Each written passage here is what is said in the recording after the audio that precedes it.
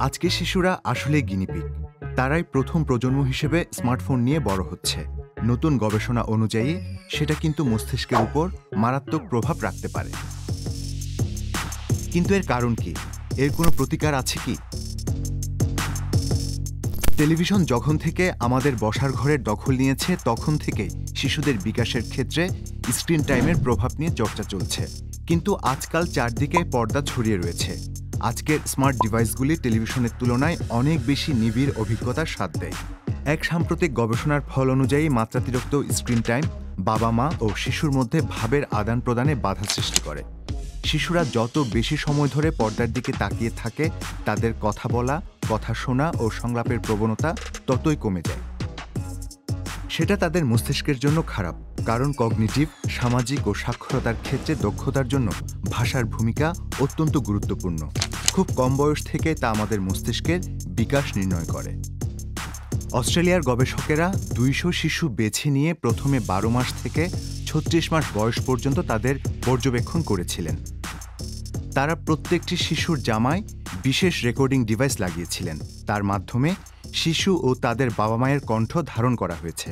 সেই সঙ্গে আশেপাশের গ্যাজেটের শব্দ ডিভাইসে ধরা পড়েছে। শিশুদের যখন 18 মাস বয়স হলো তখন দেখা গেল যে তারা প্রতি বাড়তি মিনিটের স্ক্রিন টাইমের কারণে একটি করে কম মৌখিক শব্দ সৃষ্টি করছে।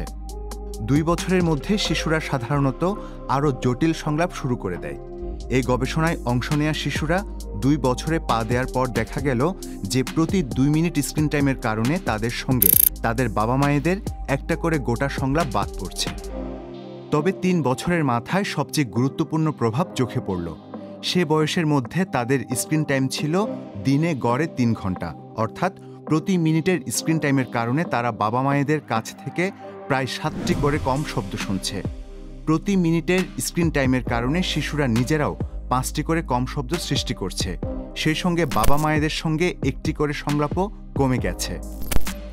এই অবস্থাকে টেকনোফিয়ারেন্স বলা হয়। এ পর্যন্ত এ বিষয়ে গবেষণা বাবা মায়েদের দেয়া তথ্যের উপর নির্ভরশীল ছিল।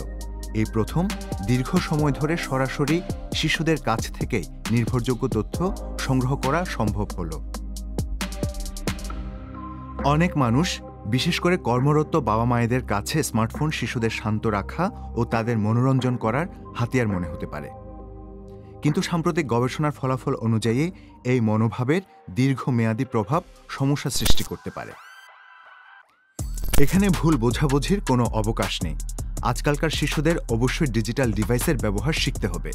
শিশুদের এমন ডিভাইসের স্বাস্থ্যকর সম্পর্ক গড়ে তুলতে সাহায্য করতে 3টি পরামর্শ দেওয়া যেতে পারে। আপনি যখন আপনার শিশু সন্তানের সঙ্গে সময় কাটাবেন, খুব প্রয়োজন না হলে স্মার্টফোন ব্যবহার করবেন না। এমনকি তাদের বয়স খুব কম হলেও তাদের কাছে আসতে দিন। আপনার সন্তানের স্ক্রিন টাইমের উপর নজর রাখার চেষ্টা করুন। তাদের বয়স একটু বাড়ার পর তাদের অনলাইন কার্যকলাপও জানার চেষ্টা করুন। শিশুদের সঙ্গে যৌথভাবে অনলাইনে তথ্য ঘাটাঘাটি করুন। এভাবে আরও সংলাপের মাধ্যমে স্ক্রিন টাইমের নেতিবাচক প্রভাব কিছুটা কমানো যায়।